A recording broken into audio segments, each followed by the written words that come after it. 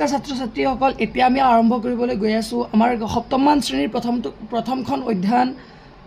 অখণ্ড সংখ্যাৰ অনুশীলনী 1.1ৰ প্ৰথমটো যিটো অংক আছে 5 আৰু -13ৰ মাজত কিমানটা অখণ্ড সংখ্যা আছে। এইটো অংক কৰাৰ আগতে মই তোমালোকক ক'বলৈ বিচাৰোঁ, মই ইয়াৰ আগতে এখন ইন্ট্ৰডাকশ্যন ভিডিঅ' বনাই থৈছোঁ, তাত তোমালোকক বুজিবলৈ পাবা অখণ্ড সংখ্যা কি, অখণ্ড সংখ্যা কেনেকৈ উলিয়াব পাৰি আৰু স্বাভাৱিক সংখ্যা যিমানবোৰ সংখ্যা আছে কোনকেইটা কি কেনেধৰণে আমি উলিয়াব পাৰি সেইকেইটা তোমালোকে চাব পাৰিবা। তোমালোকে সেইটো ভিডিঅ' চেক কৰিবা, মই ডিছক্ৰিপশ্যনত দি দিবলৈ চেষ্টা কৰিম, তোমালোকে সেইখন চেক কৰি ল'বা। আৰু এতিয়া আমি ষ্টাৰ্ট কৰি দিওঁ আমাৰ 1 নম্বৰ অংক যিটো আছে 5 আৰু 13ৰ মাজত কিমানটা অখণ্ড সংখ্যা আছে। এতিয়া আমাক উলিয়াবলৈ দিছে যে 5 ধনাত্মকত আছে, এইটো 5 প্লাছত আছে আৰু এইটো কিমানত, এইটো মাইনাছত আছে, মানে ঋণাত্মক 13 মাজত কিমানটা অখণ্ড সংখ্যা আছে। তাৰ কাৰণে আমি এডাল ৰেখা এনেকৈ অংকন কৰি ল'ব লাগিব। তোমালোকে স্কেলৰ সহায়ত এখন ধুনীয়াকৈ 1 চেণ্টিমিটাৰ ইয়াত স্কেলত যে আছে 1 চেণ্টিমিটাৰকৈ তোমালোকে ইয়াত ল'বা, লৈ এনেকৈ ডট ডট দি যাবা। এতিয়া তোমালোকে চাব পাৰিবা, মই ইয়াৰ এইফালে দি আঁকিম। এতিয়া ইয়াত আমি 5টো ল'লে 4 3 2 1 আৰু ইয়াৰ এইফালে 0। এতিয়া তোমালোকে ভাবিব পাৰা মই শূন্যটো মাজৰ ফালে কিয় দিয়া নাই। ইয়াত তোমালোকে চাব পাৰা মাইনাছৰ ফালে মানে ঋণাত্মক ফালে বেছি সংখ্যা আছে, মানে -13লৈকে আছে। এতিয়া যদি আমি এই ছবিটো যদি 0টো যদি মাজত দিওঁ তেতিয়াহ'লে এইফালে জেগা বেছি লাগিব, সেইকাৰণে আমি এইফালে দি দিছোঁ আৰু এইফালে দি জেগাটো বেছি লাগিব কাৰণে এইফালে জেগাটো বেছিকৈ ৰাখিছোঁ। এতিয়া আমি ইয়াত কি দিব পাৰিম, ইয়াত এইফালে কি হ'ব, -1 -2 -3 -4 -5 -6 -7 -8 -9 -10 -11 -12 আৰু -13। আমাৰ ইয়াত 13লৈকে উলিয়াবলৈ দিছে, আমাৰ ইয়াত 13লৈকে উলিয়াবলৈ দিছে, সেইকাৰণে আমি 13লৈকে উলিয়াইছোঁ। এইফালে তোমালোকে বুজিব পাৰিছা চাগে, এইফালে ধনাত্মক হৈছে আৰু এইফালে ঋণাত্মক, মানে সোঁফালৰখিনি যিমান হ'ব, সোঁফালে যিমানখিনি হ'ব গোটেইখিনি ধনাত্মক হ'ব, এইফালে যিমান যাব এইফালে গোটেইখিনি কি হ'ব, ধনাত্মক হ'ব, আৰু এইফালে গোটেইখিনি ঋণাত্মক হ'ব। তেতিয়াহ'লে এইফালে আমাক পৰীক্ষা কৰিবলৈ দিছে যে 5 আৰু -13ৰ মাজত কিমানটা অখণ্ড সংখ্যা আছে। এতিয়া আমি গুণি পেলাই উলিয়াই দিম। 1 2 3 4 5 6 7 8 9 10 11 12 13 14 15 16 17 মাজত কেইটা সংখ্যা আছে, 17টা সংখ্যা আছে, 17। এতিয়া এনচাৰটো কি হ'ব, একেবাৰে ইজি এনচাৰ, 17টা। এতিয়া যদি তোমালোকে বুজি পাইছা অখণ্ড সংখ্যা কি, অখণ্ড সংখ্যা কেনেকৈ উলিয়াব পাৰি, তেতিয়াহ'লে তোমালোকে এইটো উলিয়াবলৈ একেবাৰে সহজ পাবা। সেইকাৰণে আকৌ কৈ আছোঁ, তোমালোকে ইন্ট্ৰডাকশ্যন ভিডিঅ'খন আকৌ চেক কৰিবা, আকৌ এবাৰ চাই ল'বা, ধুনীয়াকৈ বুজিব পাৰিবা। এতিয়া 2 নম্বৰ কুৱেশ্যনটো চোৱা তোমালোকে। 2 নম্বৰ প্ৰশ্নটো আছে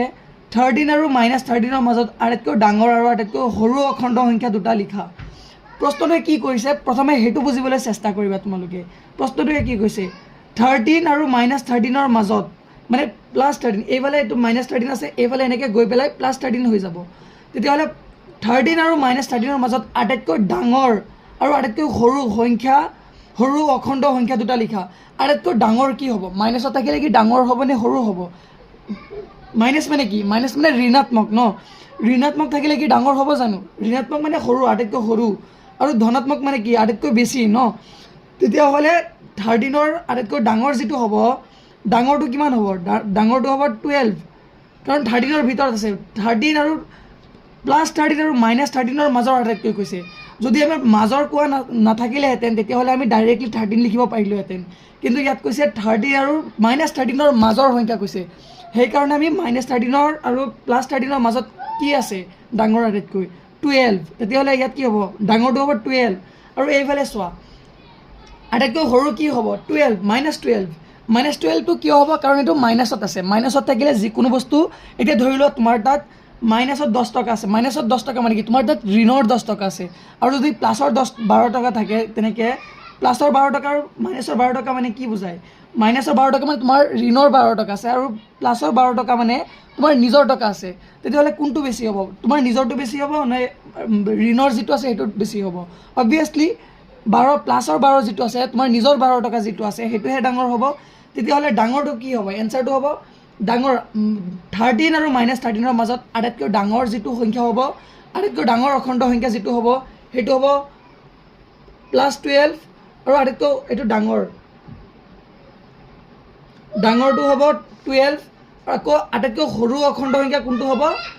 -13ৰ ওচৰত কি আছে -13 হ'লহেঁতেন কিন্তু এতিয়া কৈছে মাজৰ সেই বুলি -12 এনচাৰটো হ'ব +12 আৰু -12 এনচাৰ এই দুটাই হ'ব তোমালোকে চাগে বুজি পাইছাই যদি কিবা এটা বুজি নোপোৱা কিবা ডাউট থাকিলে তোমালোকে কমেণ্ট ছেকশ্যনত সুধিব পাৰা মই এনচাৰ দি দিম নহ'লে তোমালোকে মোৰ ইনষ্টা আই ডি আছে তাতো তোমালোকে DM কৰিব পাৰিবা মই তাতো তোমালোকক সলিউশ্যনটো দিবলৈ চেষ্টা কৰিম এতিয়া আকৌ চোৱা 3 নম্বৰ প্ৰশ্নটো কি আছে তলত দিয়া অখণ্ড সংখ্যাবোৰ সংখ্যা ৰেখাত বহুৱা এইটো যেনেকৈ দিছিলোঁ আমি তোমালোকে এইটো ৰেখাই চাব পাৰা বা মই এতিয়া নতুন এখন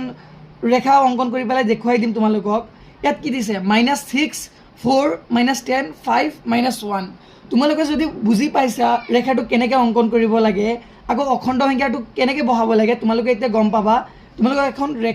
ৰেখা অংকন কৰি পেলাই মই দেখুৱাই আছোঁ ইয়াত সংখ্যা কি আছে তোমালোকে চাই ল'বা সংখ্যা আটাইতকৈ ডাঙৰ ধনাত্মক কি আছে 5 আছে আৰু ঋণাত্মকত 10 আছে মানে 15টা 10 আৰু 5 15টা ঘৰ হ'ব এনেকৈ 15 ঘৰ লৈ পেলাই আমি এখন ৰেখা অংকন কৰিম এইফালে তোমালোকে চাব পাৰিবা ধুনীয়াকৈ এইফালে চোৱা 15 চেণ্টিমিটাৰ লৈ পেলাই 15টা এনেকৈ ডট দিব পাৰিম আমি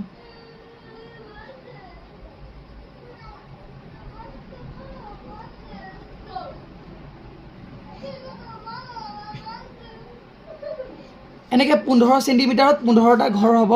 এতিয়া আটাইতকৈ ডাঙৰ কি আছে এইফালে ধনাত্মকত 5 আছে ন তেতিয়াহ'লে 5টো ইয়াত হৈ যাব 5 এনেকৈ ক'ত হ'ব এইটো 5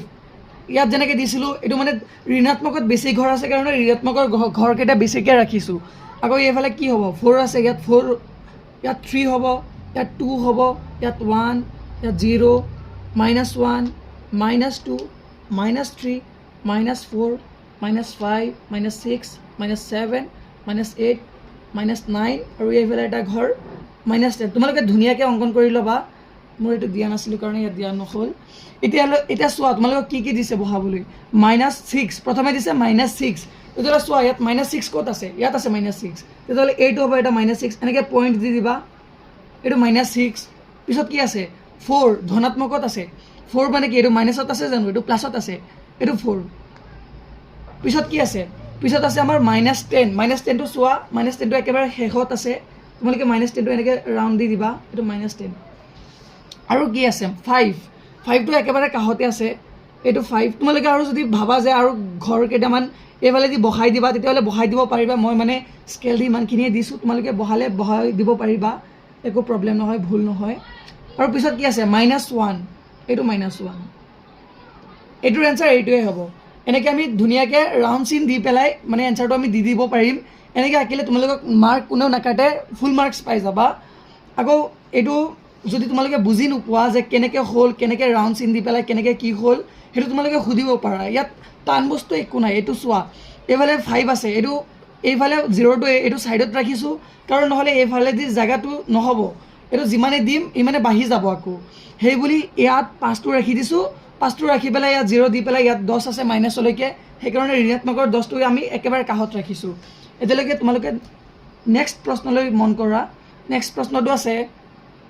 -15তকৈ ডাঙৰ 5টা ঋণাত্মক অখণ্ড সংখ্যা লিখা মানে কি কৈছে 15 -15তকৈ ডাঙৰ -15তকৈ ডাঙৰ কি হ'ব তোমালোকে কি এইটো ভাবিছা নেকি যে -15তকৈ -16 ডাঙৰ হ'ব এতিয়া -16 আৰু -15 আৰু -14 ইয়াত কোৱাচোন কি ডাঙৰ হ'ব -16 ডাঙৰ হ'ব নে -15 নে -14 -16 কেতিয়াও নহয় -16 যদি ভাবিছা এইটো কেতিয়াও নহয় এতিয়া তোমালোকে নিজেই ভাবা তোমাৰ তাত অলৰেডি 15 টকা ঋণত আছিলে এতিয়া তুমি আৰু 1 টকা বঢ়াই দিলা এইটো কি বাঢ়িলে নে কমিলে এইটো কমিলেহে তোমাৰ পৰা এইটো কমিলেহে এইটো -16 কমিব যদি তোমালোকে এইটো কি কৈছে ডাঙৰ মানে কি হ'ব -14 এইটো হ'ব ডাঙৰ এনেকৈ তোমালোকক 5টা ঋণাত্মক অখণ্ড সংখ্যা লিখিবলৈ দিছে তোমালোকে এনেকৈ ৰেখা অংকন কৰি পেলাই এনচাৰটো লিখিব পাৰা আৰু তোমালোকে যদি এনেকৈ ডাইৰেক্টলি লিখি দিয়া তথাপি ভুল নহয় এইটো কি হ'ব কি দিছে প্ৰশ্নটো 15তকৈ -15তকৈ 5টা ডাঙৰ ঋণাত্মক তেতিয়াহ'লে কি হ'ব -14, -13, -12, -11, -10 কেইটা হৈছে 1 2 3 4 5 এই 5টা হ'ব তোমালোকৰ এনচাৰ তোমালোকে চাব পাৰা একেবাৰে সহজ হয় তোমালোকে যদি অখণ্ড সংখ্যাকেইটা বুজি লোৱা এবাৰ তেতিয়াহ'লে আৰু এইবিলাক অংক একেবাৰে সহজ হৈ যায় এতিয়ালৈকে চোৱা 5 নম্বৰ কুৱেশ্যনটো কি দিছে 5 নম্বৰ কুৱেশ্যনটো কি দিছে 5 নম্বৰ কুৱেশ্যনটো কৈছে সত্য নে অসত্য কোৱা ধনাত্মক অখণ্ড সংখ্যাবোৰক স্বাভাৱিক সংখ্যা বুলি কোৱা হয় কি কৈছে মানে ধনাত্মক অখণ্ড সংখ্যাবোৰত ধনাত্মক সংখ্যা কি হয় 1 2 3 4 এই গোটেইখিনি কি হয় স্বাভাৱিক সংখ্যা হয়নে নহয় তোমালোকে সেই ইন্ট্ৰডাকশ্যন ভিডিঅ'টো চাব পাৰা স্বাভাৱিক সংখ্যা কি হয় মই লিখি দিছিলোঁ তোমালোকে আকৌ এবাৰ মন কৰিব পাৰা ইয়াত লিখিয়ে দিছিলোঁ স্বাভাৱিক সংখ্যা কি হয় 1ৰ পৰা আৰম্ভ কৰি যিমান অসংখ্যক সংখ্যা আছে গোটেইখিনি কি হয় গোটেইখিনি আমাৰ স্বাভাৱিক সংখ্যা হয় তেতিয়াহ'লে এইটো এনচাৰ হ'ব সত্য আকৌ পিছৰটো কি আছে আটাইবোৰ অখণ্ড সংখ্যাই পূৰ্ণ সংখ্যা এইটো হয় জানো এইটো কেনেকৈ হ'ব আটাইবোৰ অখণ্ড সংখ্যা মানে কি মানে যিমান ঋণাত্মক সংখ্যা আছে ঋণাত্মক ইনফিনিটি মানে যিমান সংখ্যা আছে গোটেইখিনি লৈ যিমান ধনাত্মক আছে গোটেইখিনি হ'ব কিন্তু পূৰ্ণ সংখ্যা কি পূৰ্ণ সংখ্যা মানে 0ৰ পৰা ষ্টাৰ্ট হোৱা 0ৰ পৰা ষ্টাৰ্ট হৈ পেলাই 1 2 3 ইনফিনিটি তেনেকৈ 0ৰ পৰা ষ্টাৰ্ট হৈ পেলাই যিমান সংখ্যা আছে ধনাত্মকত গোটেইখিনি হ'ব এইটো অসত্য হ'ব কিয়নো অখণ্ড সংখ্যাটো ঋণাত্মকহে অখণ্ড সংখ্যাত ঋণাত্মক থাকে কিন্তু পূৰ্ণ সংখ্যাত ঋণাত্মক নহয় আকৌ নেক্সট কুৱেশ্যন দিছে সংখ্যাৰ ৰেখাডাল শূন্যৰ দুয়োফালে অসীমলৈ বিস্তাৰিত এইটো কি কৈছে ভালকৈ বুজিবলৈ চেষ্টা কৰা সংখ্যাৰ ৰেখাডাল এইটো সংখ্যাৰ ৰেখা হয়নে নহয় এইটো সংখ্যাৰ ৰেখা শূন্যৰ দুয়োফালে অসীমলৈ বিস্তাৰিত এইটো চোৱা ইয়াত যদি আমি শূন্যটো ধৰি লওঁ দুয়োফালে কি অসীম সংখ্যা হ'বনে নাই এইটো 5ৰ পিছত 6 এনেকৈ ইনফিনিটি দিব পাৰিম এইফালে মাইনাছ দি ইনফিনিটি দিব পাৰিম এতিয়া তাৰ মানে এইটো এনচাৰটো কি হ'ব এইটো এনচাৰটো শুদ্ধ হ'ব কিয়নো আমি শূন্যৰ দুয়োফালে অসীম সংখ্যা বিস্তাৰিত হৈ আছে পিছৰ কুৱেশ্যনটো চোৱা 0 আৰু ঋণাত্মক অখণ্ড সংখ্যাবোৰত পূৰ্ণ সংখ্যাৰ থোকটো গঠিত এইটো কি কৈছে এইটো বুজিবলৈ চেষ্টা কৰা শূন্য আৰু ঋণাত্মক অখণ্ড সংখ্যাবোৰেৰে পূৰ্ণ সংখ্যাৰ থোকটো গঠিত এইটো কেনেকৈ হ'ব এইটো সত্য নহয় এইটো 0টো হয় বাৰু কিন্তু ঋণাত্মক অখণ্ড সংখ্যা ঋণাত্মক সংখ্যা কেইটা জানো পূৰ্ণ সংখ্যা হয় জানো নহয় সেইবুলি এইটো অসত্য হ'ব পিছৰ কুৱেশ্যনটো চোৱা যদি a + b = 0 তেন্তে ইহঁতৰ এটা আনটোৰ যোগাত্মক বিপৰীত a + b = 0 a + b = 0 মানে কি 1 + 2 জানো শূন্য হ'ব পাৰে জানো এইটো কেনেকৈ হ'ব লাগিব -1 + 1 এনেকৈ হ'ব লাগিব মানে এটা প্লাছত থাকিলে আৰু এটা মাইনাছত থাকিব লাগিব মানে মাইনাছৰ এটো যদি মাইনাছত হয় বিটো যদি প্লাছত হয় তেনেকৈ হৈ পেলাই এইটো 0 হ'ব পাৰে এইটো এতিয়া কি কৈছে তেন্তে ইহঁতৰ আনটোৰ যোগাত্মক বিপৰীত মানে কি বুজায় তোমালোকে প্ৰথমে সেইটো বুজিব লাগিব